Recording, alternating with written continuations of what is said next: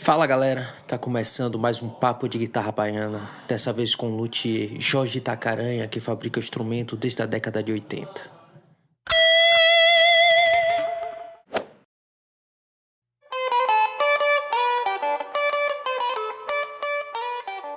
Filho de Valdemar e Marliette, Jorge Augusto Vieira da Costa, mais conhecido como Jorge Itacaranha, nasceu no Recife, Pernambuco e migrou para Salvador, Bahia em 1977 aos 6 anos de idade. Morou em Itacaranha aos 9 anos, bairro na Avenida Suburbana, local onde aconteceu sua gestação artística e originou seu sobrenome na luteria. Desde criança esteve conectado com diversas manifestações da arte e da ciência. Seu mestre de habilidades manuais foi o seu pai, mecânico de máquina de costura. No início dos anos 80, aos 11 anos recebeu um violão do seu pai para ser consertado e acabou se tornando um luthier. Com um bom resultado no reparo daquele violão, seu pai e amigos levaram mais instrumentos, até que chegou em suas mãos uma guitarra baiana precisando de reparos. Passou a se interessar não só por guitarra baiana, como também por diversos tipos de instrumento de corda e percussivos. Nessa entrevista, o luthier lança a grande novidade para a guitarra baiana, a escala em leque, uma medida específica para cada corda, com o objetivo de resolver o conflito que existe entre a primeira e a quinta, quando é dimensionada em uma só medida de escala. Você lembra qual foi a primeira guitarra baiana que você modificou ou construiu? Rapaz, é uma pergunta um pouco difícil, né? Porque com tantas coisas que eu já fiz, mas acredito que essa primeira guitarra baiana que veio para mim consertar, ali era mais ou menos meado de 82 aproximadamente. Ali eu pude experimentar consertar essa guitarra e também me inspirou a fazer a minha primeira guitarra baiana, que eu utilizei muito essa guitarra tocando. Tinha aquele Boca de Brasa, que era um palco ambulante que sempre ia nos bairros, né, naquela época lá, e que era bacana, que prestigiava os artistas locais ali da rua. E quando tinha ali próximo do meu bairro, eu sempre me enganjava aí no Boca de Brasa e ia fazer o som pra galera com a guitarra baiana, né? Experimentando como é que esse instrumento funcionava nessa questão, né? Os amigos tocando percussão e eu lá com a guitarra baiana, brincando. Mas assim, como a guitarra é um instrumento que requer o recurso elétrico, amplificador, cabo, pedal e tal, então eu precisava de algo mais prático. Então eu construí este bandolim. Eu tinha aproximadamente 14 anos, que foi uns anos depois, porque aquela guitarra lá eu tinha uns 11 anos, ainda estava aprendendo tudo, né, sobre instrumento. E o bandolim eu já tinha uma noção mais do instrumento, das medidas de dimensões, e já tocava um pouco de violão. Já tinha consertado um outro violão, tinha transformado um violão tonante daqueles antigos de corda de aço em uma guitarra. Tinha cortado na boca embaixo e tal, já tinha feito uma história. E aí acabei desenvolvendo esse bandolim, que foi um instrumento que viajou muito comigo, tocando por aí, e que hoje é um brinquedinho que eu guardo de recordação. E essa guitarra que é da mesma época também do bandolim, que é uma guitarra semiacústica, porque o meu sonho era tocar guitarra, e como era difícil ter os recursos, né, aí eu digo, não, vou fazer semiacústica, pelo menos eu fico com a guitarra desligada tocando um pouco. Foram instrumentos assim que me deram muita alegria, mas eu não parei, né? Continuei produzindo inúmeras coisas e diversas experiências, né? Me tornei especialista também em restauração de instrumentos acústicos e confeccionei também muitas coisas sobre guitarras, né, que estão aí na mão dos músicos que experimentam, que tem O que te motivou a ser um luthier de guitarra baiana e produzir os primeiros instrumentos? A música é o motivo que me incentivou a ser um luthier de qualquer instrumento que eu queira experimentar. O som e suas possíveis combinações é o que me fascina. Como luthier de GB, tenho conexão com a história desses instrumentos há mais de 3 décadas.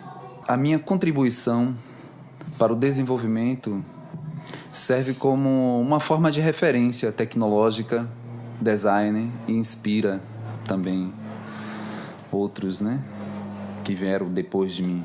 Naquele tempo, tudo era muito difícil.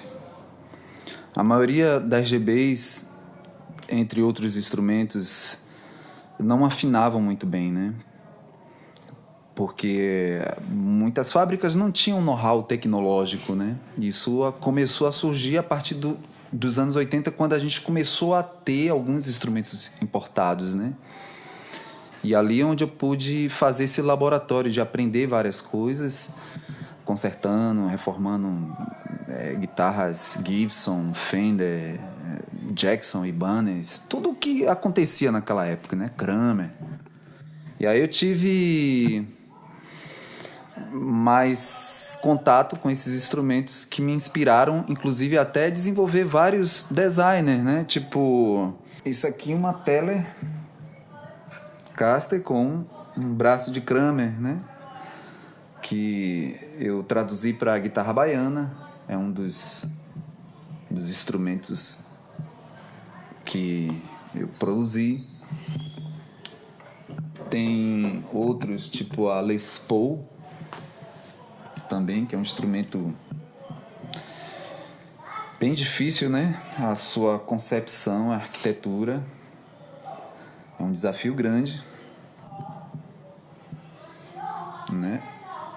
Proporcionar todas essas medidas, dimensionando ela para esse contexto todo, A Strato também, que é um modelo que eu venho desenvolvendo. E assim, é difícil agradar gregos e troianos, Cada músico tem sua pegada. Às vezes o braço deveria ser em uma medida, em outro. Mas assim, antigamente a gente até pensava uma medida específica, medir a mão do músico para saber aquelas coisas. Mas isso tudo virou um folclore, porque às vezes tem gente que tem a mão pequena, consegue se adaptar a instrumento largo, grande, e tem gente que tem a mão muito grande e quer que o instrumento seja menor. Então isso acabou sendo meio que mito, essa coisa da dimensão da mão, Esse aqui é um outro design, que eu só tenho o desenho dele aqui. Foi uma guitarra que eu fiz pro Julio Moreno, tipo um Explorer, que ele tocou bastante aí no carnaval, A guitarra do Mincho, aquele amigo lá argentino que tocou com a Baiana System, também estava usando uma guitarra minha. Então, assim, é um trabalho... A guitarra baiana é um instrumento que me deu essa possibilidade de contar um pouco da minha história como luthier. E apesar que eu tenho uma variedade incrível de pesquisa sobre outros instrumentos, a qual a guitarra baiana só é uma parte bem pequena. Aqui a gente tem uma amostra do que é esse laboratório, do que é essa ideia. Desenvolvi muita coisa, por exemplo, essa Stratocaster aqui, A princípio você diz, a cópia é de uma Fender, mas se você for comparar as medidas, é muito diferente de uma Fender. E até o próprio conceito de madeira, O cedro com o jacarandá, com o marfim, são madeiras diferenciadas. Então isso, só o fato de serem madeiras diferenciadas já dá um outro conceito para o instrumento em termos de timbre. Entendeu? Ele tem uma outra personalidade única. E é isso que a Dharma faz. É instrumentos que têm uma singularidade, que é único. Nenhum instrumento vai ser igual ao outro. Eu estou fazendo 2 Les Pauls aqui que são totalmente distintas umas da outra. E assim vai, Porque, para mim, é isso que me inspira a ser luthier, é a música. Então a música ela é muito ampla, entendeu? Então essa possibilidade musical eu utilizo na minha arte de produzir instrumentos, para não ficar restringido só a uma questão técnica. Tem a questão técnica, científica? Tem, bastante coisa. Não faço nada à toa, sempre estou calculando, medindo todas as coisas, mas para mim é muito importante também deixar a arte, né, da criatividade para poder formatar uma arquitetura de instrumento, né, que seja adequado para cada músico. E também trabalho com especificações dos músicos também, que têm suas exigências, suas particularidades. Então, é um trabalho muito amplo. É custom shopping, é instrumento feito para músico que sabe o que quer ter um diferencial, assim, com o seu instrumento. E isso é muito mais importante para a música, né? Por isso que eu falo que a música é o principal motivo que me leva a ser um construtor de instrumento, um luthier, né? Porque sem a música, talvez eu não tivesse nem interesse por essa ciência, né? Porque eu tinha outros planos para minha vida. Mas, afinal, que bom que eu tô aqui, né? É verdade. Então, o objetivo é aperfeiçoar o instrumento para que o resultado final na música seja somar. Isso, somar e multiplicar, né? Porque imagina, como uma vez um músico chegou para mim, o mais importante é o músico, não é o instrumento. Bom, eu concordo em parte, né? Você dá qualquer pedaço de tábua para Jimi Hendrix, ele vai tirar um puta som. O Armandinho vai fazer som com qualquer coisa, entendeu? Eu mesma também toco em qualquer coisa, eu faço som com qualquer coisa, com o corpo, se não tiver instrumento, eu canto. Mas se você tem um estudo bacana como instrumentista e você tem um instrumento que soma essa sua musicalidade, aí você tá no paraíso, meu irmão. É tudo que o músico precisa é de um bom instrumento para que ele se espelhe e tenha inspiração para fazer sua música cada vez melhor. Qual a demanda da época? Não havia muitas GBs, estavam ficando cada vez mais escassos. Muitos músicos deixaram de tocar guitarra baiana para cair na moda do guitarrão, porque era uma culturação que ninguém escapou disso, né? Porque vem o rock and roll, vem a influência de muitas coisas. E era uma coisa difícil, porque o músico estudava um rock and roll, mas o axé não podia colocar distorção. Então era uma contradição muito doida. Mas mesmo assim, existiam alguns rebeldes que chegavam lá com sua guitarra e se empoderava, né? Com essa história. Mas ficou bastante difícil, onde a GB foi esquecida durante um período, né? Eu assisti de perto a história, né? A transição disso, fui testemunha. Então eu tive que garimpar em outras praias, né, pá? Tive que consertar vários instrumentos, fabricar outros instrumentos. Por exemplo, isso aqui é uma guitarra, né, que eu desenvolvi essa tecnologia a partir de vários instrumentos da época, né? Kramer, Yamaha, Ibanez, guitarras com ação super baixa, ponte Floyd Rose, né? Kahler, coisas que para braço fininho e tal. Acho que tu tem uma guitarra dessa, né? Dessa época aqui. Então tu sabe o que é que eu tô falando, né? Então foi bacana tudo isso, porque trouxe para mim uma experiência tecnológica que me serviu para eu aperfeiçoar várias coisas, né? Eu sempre tive um carinho muito especial pela GB, então nunca deixei de desenvolvê-la, né? Eu toco violino, toco bandolim, que são instrumentos familiar da ancestral, digamos, da guitarra baiana, né? Que tem a mesma afinação. Quantas guitarras você já construiu? Olha, essa é a pergunta mais difícil de responder. Porque foram tantas experiências, tantas coisas, né? Mas assim, se tratando de guitarra baiana, Eu acredito que, sei lá, em torno de talvez 50, um pouco mais que isso. Eu não consigo lembrar exatamente. Porque tem muitas coisas que foram espalhadas pelo sul do Brasil, fora do Brasil, né? Muito desses instrumentos para fora, porque lá fora o pessoal usa como um bandolim elétrico, né? Não é nem como guitarra baiana. Se eu for falar de vários outros instrumentos que eu fiz, realmente fica mais complicado ainda, porque foram muitas guitarras, guitarrão, né? Baixo, violões, violino elétrico, rabeca. De percussão são tantas outras coisas, pandeiros, alfaia, uma infinidade de coisas, né? Porque, como eu falo, assim, o que me motiva é a música. Então a música vai me puxando para todo esse universo, essa gama de universo de pesquisas que eu faço dentro da luteria. Tem gente que acha que eu sou louco porque não consegue ver a correlação que existe, né, entre um instrumento ou outro.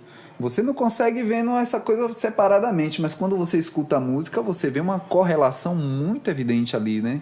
Então, eu, por exemplo, afino meus instrumentos de percussão para tocar, produzir minhas músicas.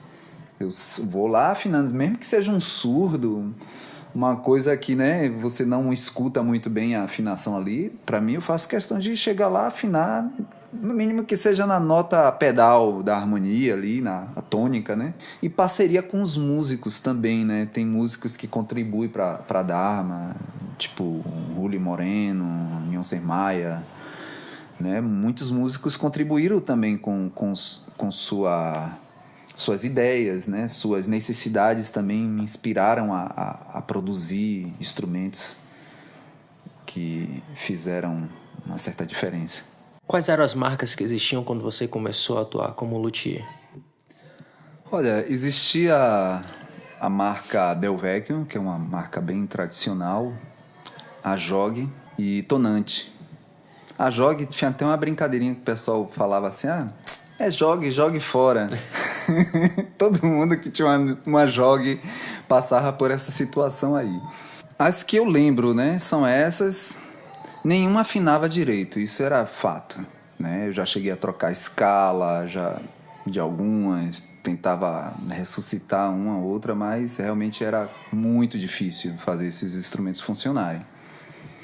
Quando eu comecei a pensar sobre instrumentos, questionando tecnicamente melhorias que poderia ser feita, descobri que o melhor era começar tudo do zero, velho. Fiz muitos concertos, reformas em diversos instrumentos. Porém, era preciso criar minha própria identidade e ressignificar o meu labor em prol da luteria. Foi aí que eu criei a Dharma, um laboratório de investigação sonora e tecnológica, né, que abrange todas essas questões aí, e também a questão da ergonomia, né, o design, que é um conceito que abrange a estética, a ergonomia e todos os detalhes que somam, né, que são pequenas coisas que fazem a diferença, como até hoje eu continuo estudando, pesquisando e tenho bastante resultados, né? Que a gente vê aí instrumentos que estão aí na mão de músicos que duram mais de 20 anos e sempre estão aí funcionando, respondem. E tem músicos que não conseguem nem abandonar, né, a Dharma, que tem lá o baixo Dharma. Cesário Leone é um dos caras que tem um baixo Dharma que tem mais de 20 anos. E Nilson Maia tem guitarras, tem 2 guitarras que eu fiz. Gerson Silva e por aí vai, né? Ruli Moreno. Muita gente tem esses instrumentos aí, que são instrumentos que atravessaram décadas, porque eu utilizo critérios, madeiras estacionadas, utilizo um know-how, né? Que é o conhecimento desde saber também trabalhar com as ferramentas, né? Manuais. Assim, ter consciência do que você está fazendo. Isso é importante para um trabalho atingir o objetivo que ele, né, ele se propõe, digamos. Uma coisa que é muito comum acontecer em qualquer instrumento, devido à tensão das cordas, é o braço empenar. A guitarra que foi fabricada por você que eu tenho, eu acredito que tenha em torno de 25 anos. E o braço é perfeito. O braço é fino e é perfeito, totalmente estável, nunca teve alguma irregularidade. De onde decorre isso? Das suas pesquisas, da sua vivência em perguntar aos músicos o que eles gostariam? Como você conseguiu chegar nesse resultado? Eu acho que é tudo isso que você falou aí. É a minha pesquisa e também sempre estar nesse diálogo com os músicos, né? Que a gente observa que aquela época dos anos 90 surgiu aquelas técnicas de tocar muito rápido, né? Veloz, guitarra. Então, os caras precisavam de guitarras que tivesse a corda quase batendo no traste.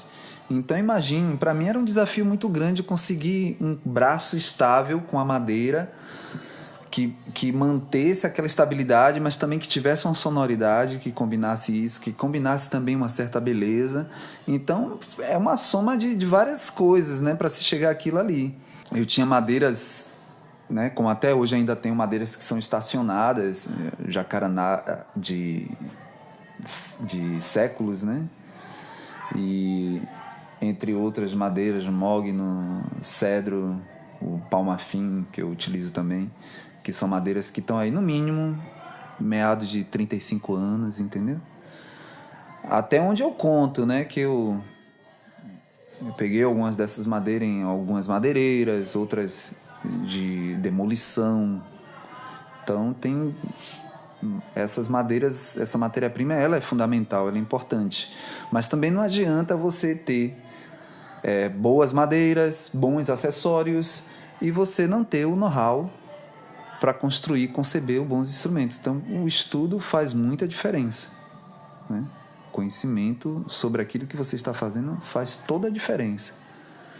Então, foram tecnologias que eu venho aprimorando durante esse tempo todo. E já naquela época eu já consegui um resultado bacana, mas hoje ainda trabalho em torno de outras coisas, porque sempre tem alguma coisa a ser melhorado, né? Nada está totalmente perfeito, né? Então a gente sempre vai aperfeiçoando uma coisa ou outra até chegar a um ponto que é legal para uns, que é legal para outros, porque é difícil agradar gregos e troianos. Então é difícil você conceber um instrumento que vai servir para todo mundo. Então a gente vai fazendo adaptações até chegar no ponto que funciona bem para aquele músico específico. Por exemplo, o violino, só para você ter ideia, o violino é um instrumento que você olha, né, a grosso modo é tudo igual, mas não é. Existem sutis diferenças de um instrumento para outro, corda, material e tudo, calibre, né, configuração, que cria o diferencial para cada músico que toca. Você ouve ali na orquestra, imagine se você escuta uma orquestra e você ouve todos os violinos iguais. É uma coisa chata. É legal que cada pessoa ali emane uma sonoridade, uma frequência diferente, que soma uma harmonia no geral. Isso que dá a riqueza no final da massa sonora. Isso é que dá um resultado bacana. Então, eu penso que a música sempre vai necessitar disso para ser um diferencial.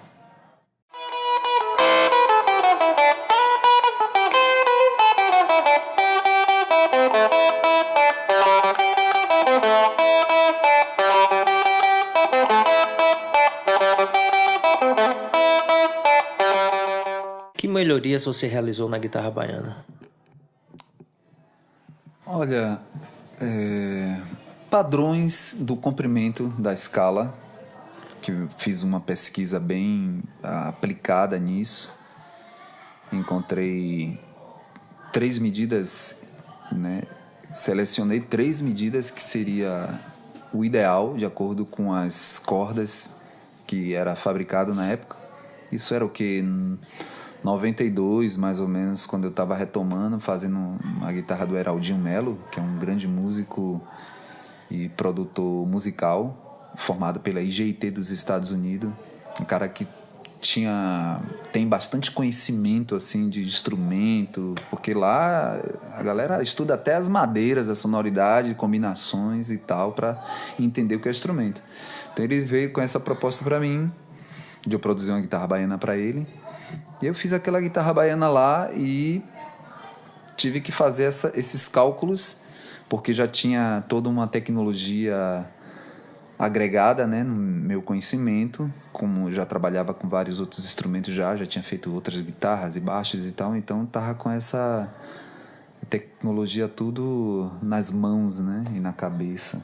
Criei proporções na dimensão estética e funcional do instrumento como um todo, né, tipo que são os modelos que eu desenvolvi, tipo, imagine uma guitarra Strato dessa aqui se tornar uma Strato baiana, né? Então, isso foram coisas que eu pensei antes, né? Que muita gente já estava fazendo isso no final dos anos 80 para os anos 90, começo dos anos 90. E tudo isso agregando valores que atendam à necessidade dos músicos na satisfação do seu desempenho musical, estético e ergonômico, né? Porque a ergonomia, para quem não sabe, é o objeto que se acomoda bem ao corpo humano, né? É um estudo, é uma ciência, que é uma matéria dentro do design, né? Porque design é uma coisa que abrange muitas coisas, né? Um conceito de forma, de dimensão, que vai desde a arquitetura a objetos, a diversas coisas. Então, eu estudo essa ciência, que é o design, para desenvolver tudo o que eu faço. A grande novidade, agora, na atualidade, de um tempo para cá, eu andei pensando a respeito, repensando essas medidas que eu fiz, vários protótipos que eu experimentei, né, de combinações e tal, e cheguei a uma conclusão que cada corda ela segue um princípio, né? Assim, porque os grandes mestres, autores da luteria antiga, ele tinha um conceito basicamente que era assim: o instrumento começa pela corda. Aí você pensa que isso é uma brincadeira, mas se você vai lá até lá no tempo da caverna, os caras quando faziam os berimbau, as harpas, aquelas coisas todas, era tudo baseado na corda, né? Os instrumentos de cordas. O tambor é baseado na pele. Você vê uma pele, um couro lá, você já imagina um tambor que aquilo ali pode ser. A mesma coisa é um instrumento de corda. Você pega umas cordas, tesa ela em um ponto ou outro, aí já sente o comportamento mecânico dela, já imagina o corpo físico que vai ampliar essa possibilidade sonora. Então, essa é uma regra da luteria mais antiga, né?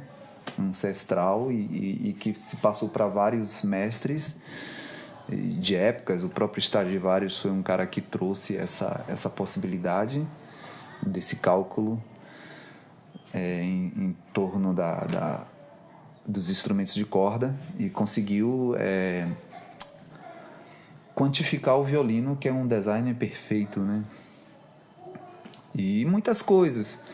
Aquelas 3 medidas que eu cataloguei de alguma forma, né? Ficou muito presente na minha cabeça o que eu faria com essas 3 medidas, porque sempre eu usava ou uma ou outra ou a outra. Acabou que eu fiquei usando mais 2 medidas. Aí depois eu vim pensar, poxa, mas existe alguma coisa que podia ser mais preciso.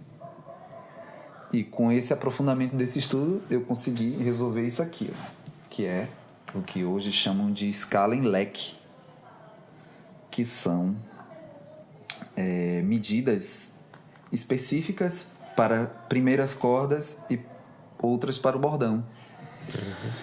Porque isso resolve um problema que que existe um conflito que existe entre a primeira e a quinta corda quando ela é dimensionada em uma só medida de escala, né?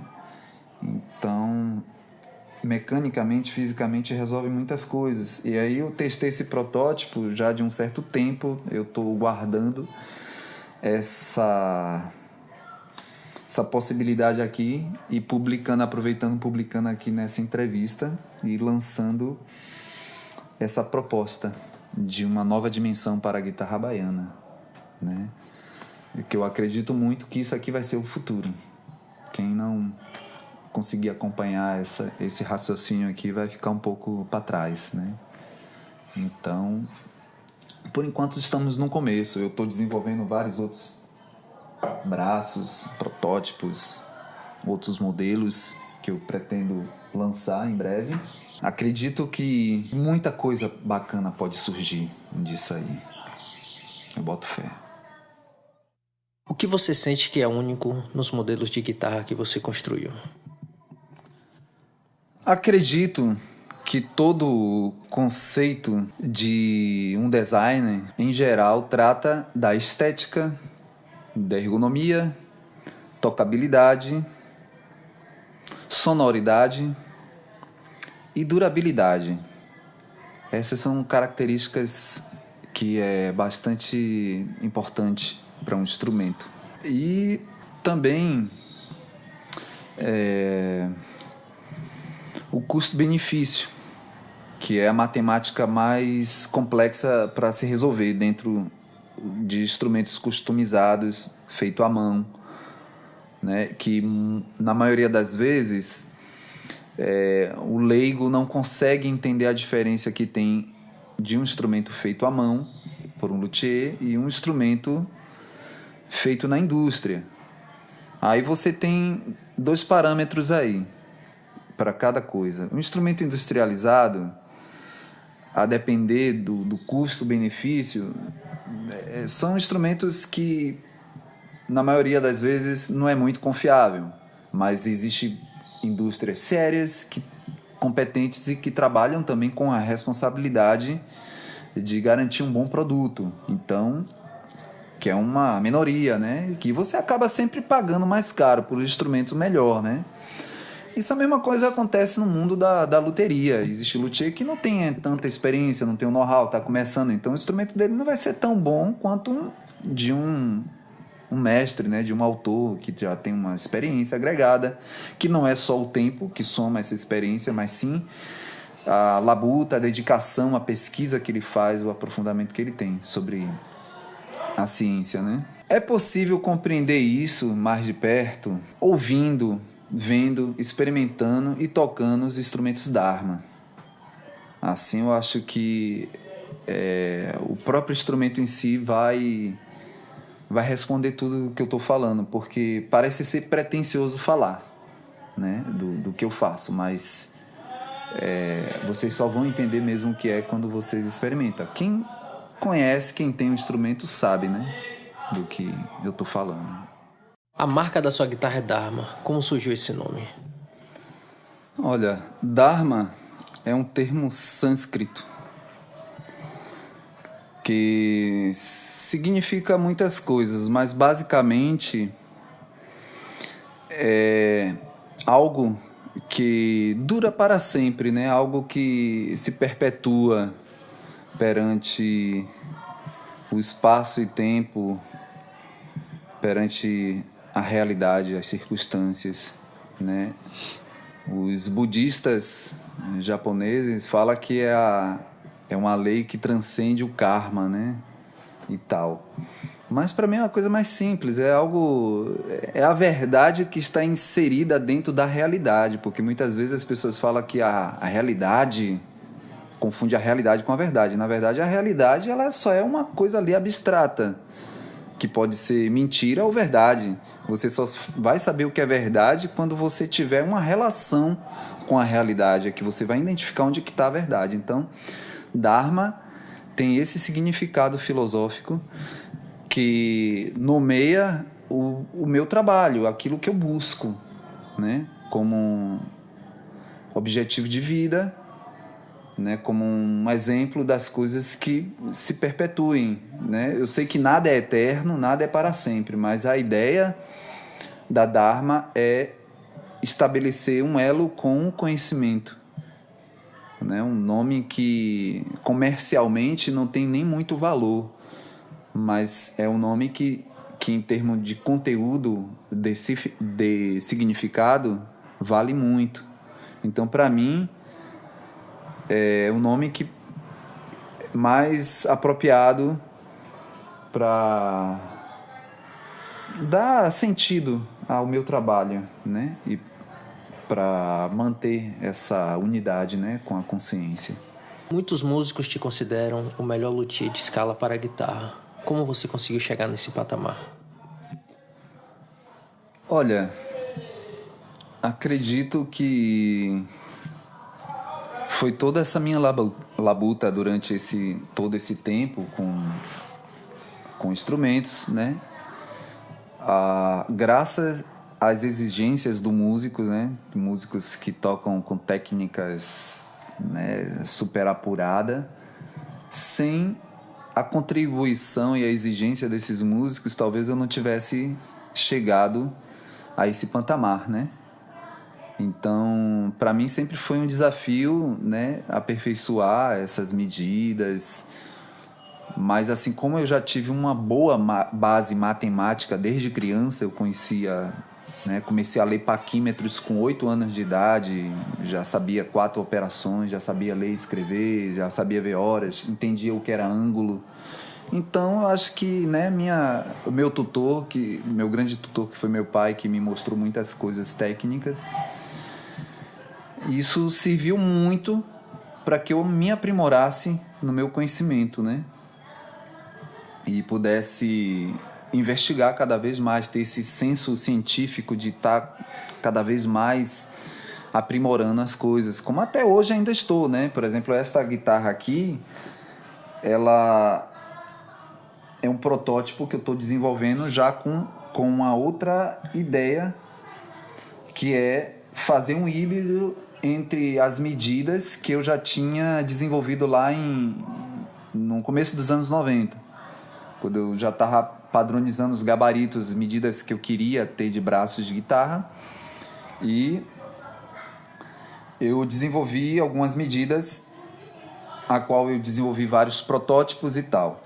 E agora estou fazendo essa proposta que hoje chamam de escala em leque, né? Que são 2 medidas agregadas que geram outras medidas para cada corda, porque cada corda precisa de uma tensão específica, né? E isso é dado também à base do comprimento da escala. E estou chegando a um resultado bacana que acredito que isso vai ser o futuro, vai ser algo que vai resolver de vez esse dilema entre a primeira e a quinta corda da guitarra baiana, que é um grande dilema, que aparece vários fenômenos aí, né? Claro que uma medida só não vai garantir que o instrumento soe totalmente perfeito, né? Porque depende de diversas coisas. Os acessórios, captadores, são as últimas coisas, né? Mas eu diria assim que o instrumento depende de tudo. Madeira, tipo de madeiras, tipo acessórios, tudo. Entendeu? Não adianta você ter uma escala bem medida e se os trastes não estão bem colocadinhos, bem alinhados, entendeu? Então são vários aspectos.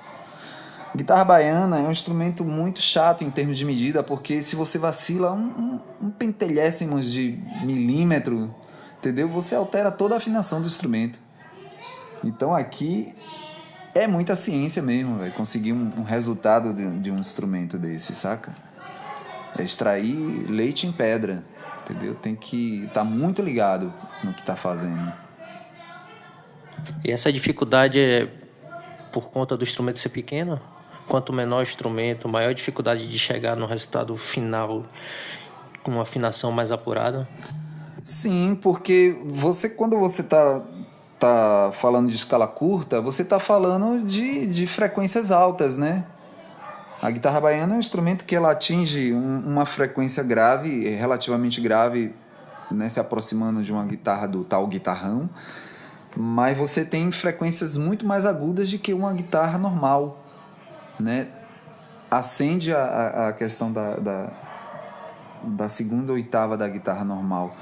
Então você trabalha ali com frequências que são muito evidente, muito na cara. Por exemplo, uma alta frequência ela é muito rápida e ela é muito presente, então ela aparece muito. Se ela não está bem afinada, ela acusa logo. É diferente de um grave, que o grave você só escuta de longe. Quando você está bem distante, você escuta o grave, mas você aqui, ó, na situação, você não escuta o grave. É tanto que muitas vezes a gente está tocando lá numa banda empolgado, às vezes não consegue sacar que os bordões estão desafinados.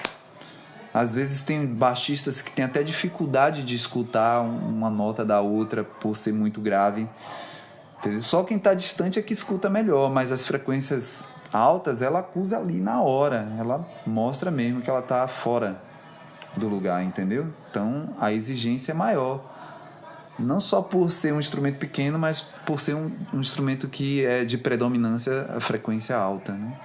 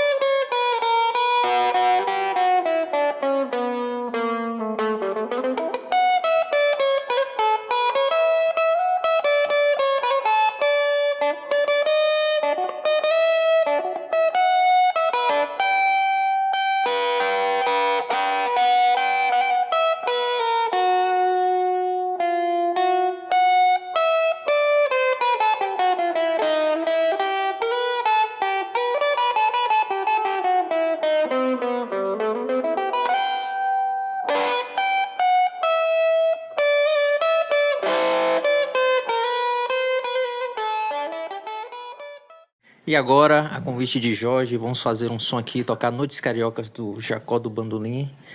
E eu vou ter a oportunidade de experimentar essa guitarra aqui com essa escala em leque. Isso. Vamos ver como é que ela soa, como é a pegada dela. Vamos lá.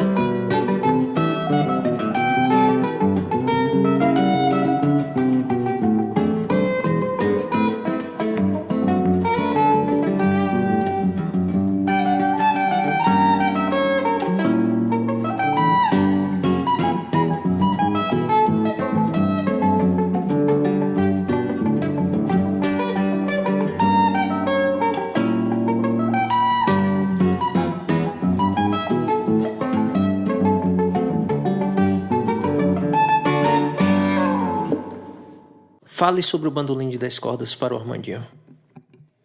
Bom, para mim, em primeiro lugar, foi uma honra para mim construir esse instrumento para o Armandinho, porque além de ele ser um grande mestre, né, do bandolim, da guitarra baiana, para mim sempre foi uma inspiração como músico. Sou fã incondicional do Armandinho, entendeu? Então foi muito bacana. Eu ainda vivia lá em Itacaranha naquela época lá, instalado na beira do mar lá, né? E aí o Armandinho trouxe uma guitarra para eu regular, aí depois veio com essa história do bandolim de 10 cordas, que queria fazer isso e pá. Aí comprei essa ideia assim, digo, não, vamos fazer esse instrumento. Aí ele veio com um desenho que ele trouxe, né? Que é esse documento aqui que eu guardo até hoje, com essa proposta de instrumento aqui, esse design. E umas medidas que ele tinha meio que estabelecido e que de alguma forma eu até estranhava um pouco essas medidas que ele queria, e sugeri para ele uma outra medida e um outro design que seria para ter um toque também meu como designer, né, e mostrar uma proposta diferente. Aí tinha feito essas duas propostas, um que se baseava no bandolim country americano e outro que era um bandolim um pouco mais moderno, com outra forma, que acabou sendo o que ele tem, né, em mãos. Eu tenho aqui o segundo protótipo desse bandolim, que eu até hoje não concluí, ficou aqui. É da mesma época que você fabricou? É da mesma época, isso, sei lá, 91, 92, 93, eu não sei precisamente a data, mas dentro desse período aí, porque foi a época que eu comecei a revitalizar essa história com as guitarras baianas, que já tinham sido meio que estacionadas durante um período da década de 80, né? E foi se renovando no começo dos anos 90. E aí eu estabeleci, inclusive já tirei até o friso na possibilidade de diminuir um pouco mais a largura do braço, porque é muito relativo. Para quem está acostumado a tocar bandolim, guitarra baiana a vida toda, entendeu? Um instrumento que fica muito largo aqui, no caso do bandolim ou guitarra baiana, fica muito estranho. Para quem toca, imagine eu que toco violino, que o braço é bem um cabo de vassoura, né? Então, até eu mesmo não me sentia muito confortável. É tanto que na própria realização desse instrumento, eu lembro que na época ele falou que o braço ainda tinha ficado um pouco largo, né? Agora imagine se eu tivesse seguido o projeto original, que ainda era uma medida um pouco a mais, né? Então eu ainda diminuí.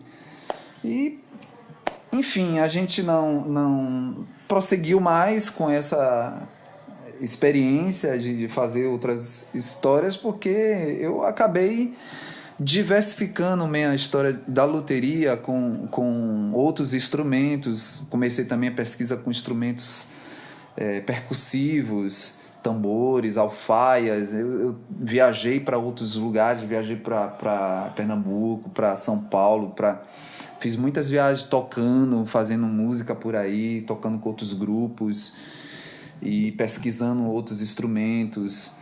Então acabou que essa pesquisa ficou aí meio engavetada e ele conseguiu outras pessoas, outras parcerias e acabou desenvolvendo o que é o instrumento acústico que ele tem lá hoje, né?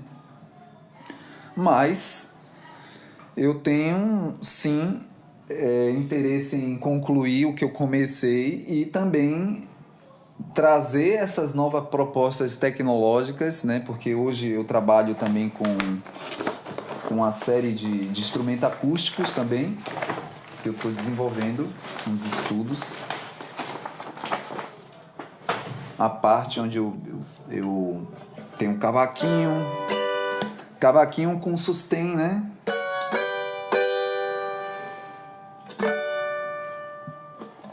Porque normalmente você vai tocar um samba canção,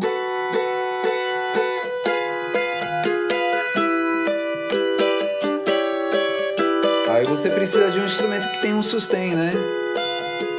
E o cavaquinho normalmente é um instrumento que não tem muito sustain. A nota morre muito rápido, porque é um instrumento para ser tocado de forma muito veloz. Normalmente os cavaquinistas são meio virtuosos, assim. É um instrumento percussivo praticamente, né? Muito rítmico, fascinante.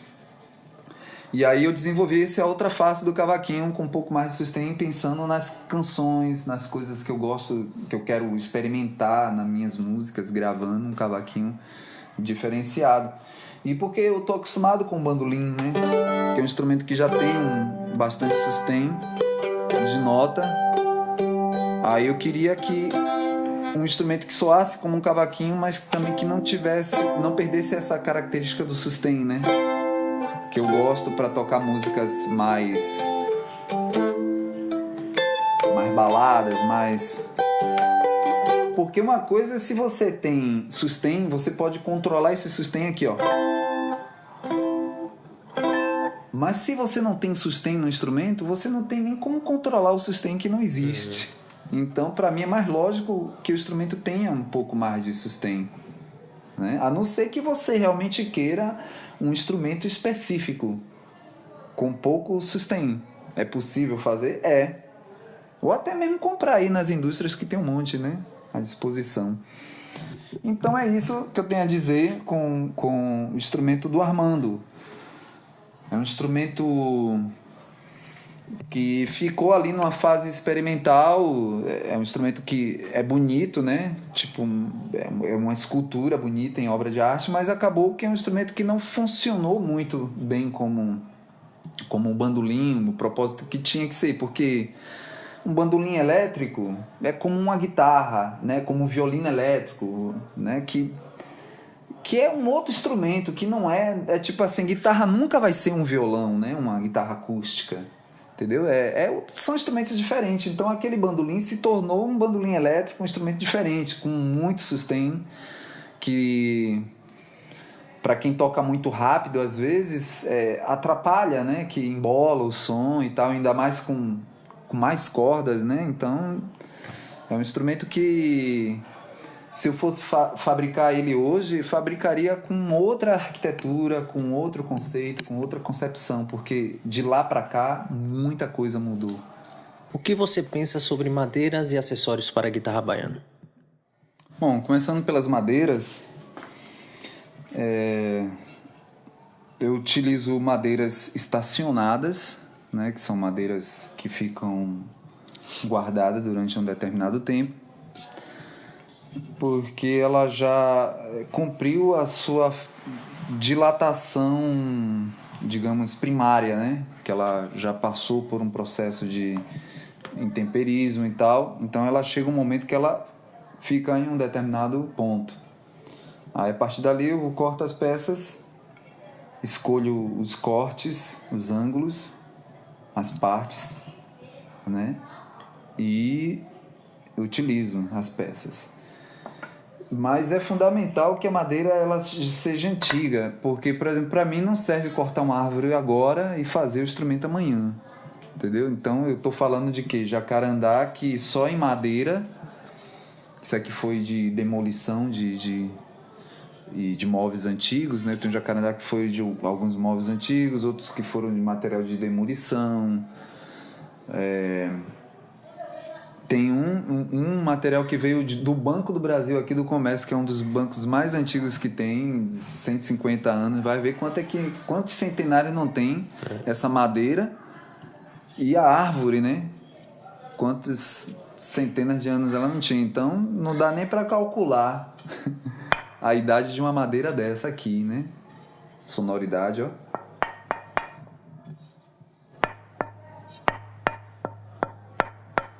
E é o jacarandá que vai no espelho, né? Dos instrumentos, normalmente, que eu faço. E marfim,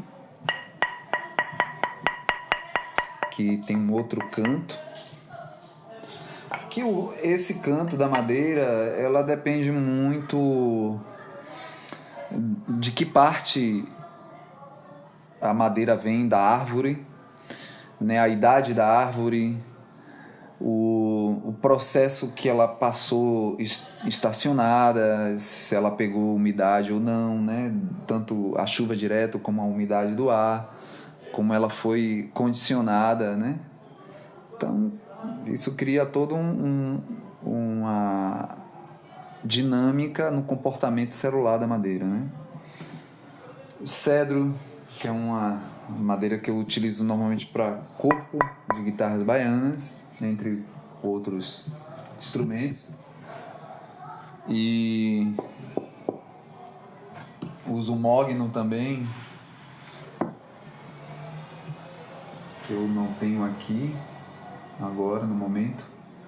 Mas enfim, basicamente madeiras envelhecidas, né? É um caminho.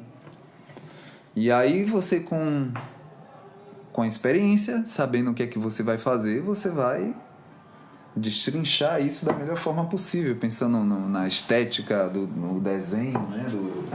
Das madeiras, combinar uma estética. Às vezes um instrumento desse, você pintar um instrumento desse é um crime, entendeu? Você vai matar todo a proposta de desenho que já existe no própria madeira. Então, eu aproveito muito isso, a arte que a natureza já proporcionou, né? Por isso que eu atualmente já pintei muito, já fiz muito instrumento pintado com desenho, que não sei o que, eu acho bacana. Mas eu ainda prefiro ele mais natural possível, mostrando essa arte que já está contida, embutida ali no cerne da madeira, né? E não só a beleza, mas buscando a sonoridade, madeira que não tá rachada, porque não é a madeira antiga que ela tá lá toda surrada, você vai pegar e usar. Você tem que ver bem, estudar bem para ver se a madeira vai servir para o propósito ou não, né? Porque às vezes você pode ter um trabalho filho da mãe para fazer um corpo e chega na hora, você não percebeu, ele tá trincado ali e tal, aí você só percebe quando você tá dando verniz, aí aparecem as rachaduras, aí é prejuízo, né, seu trabalho. Então, todos esses detalhes é importante, né, selecionar bem para você garantir a qualidade do instrumento que você faz. Então, sobre os acessórios, eu produzo alguns acessórios. Eu produzo as pontes, os rastilhos, né? Produzo alguns painéis. Por quê? Porque minha guitarra baiana, ela é feita sobre medida específica, né? Essa parte aqui é onde prende o braço também eu produzo. Porque são medidas muito específicas que eu padronizei, então, né? Eu quero manter a garantia de que vai funcionar bem. E a qualidade do material também que eu utilizo, eu trabalho muito com inoxidável, com latão,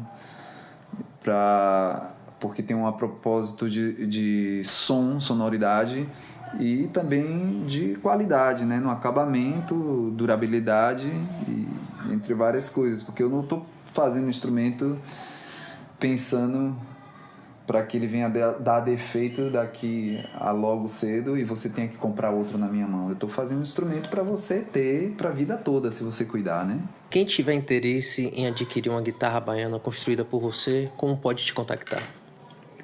Rapaz, tem a possibilidade que seria o seguinte: ou você se contacta no meu Facebook da Dharma Instrumentos Musicais, ou Jorge Itacaranha, que é outra página do Face. Também você pode me encontrar no WhatsApp 71983654366 no Zap. E também no e-mail pessoal Jorge Violin com N no final, viu? Jorge Violin, como se escreve lá os americanos, @hotmail.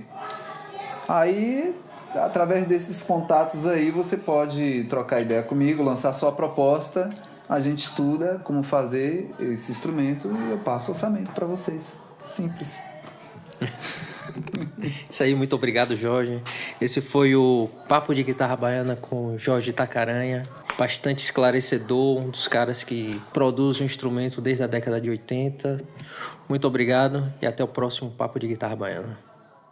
Foi um prazer imenso dar essa entrevista, mostrar um pouco do meu trabalho, essa nova dimensão para a guitarra baiana. Estamos aí para novas propostas, né, que cada músico venha a querer oferecer para a gente trabalhar essas ideias, né, dessa tecnologia toda. Agora, quero deixar um abraço enorme para toda a galera do guitabaiana.com. Né, consertei aquele instrumento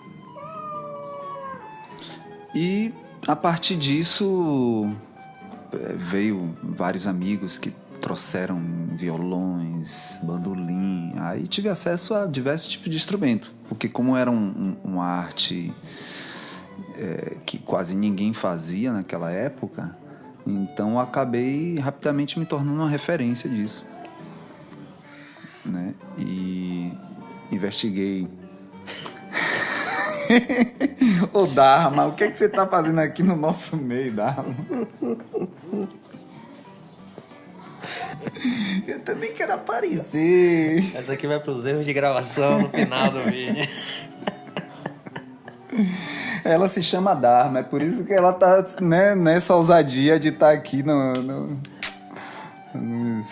querer não aparecer, né? Tudo bem, faz parte. Eu tava onde mesmo? É melhor a gente recomeçar. Vamos começar tudo de novo, né? Deixa eu pegar a toalha que tá... Rapaz, tô usando demais. Ô Dharma, ó, será que eu vou ter que te trancar no banheiro?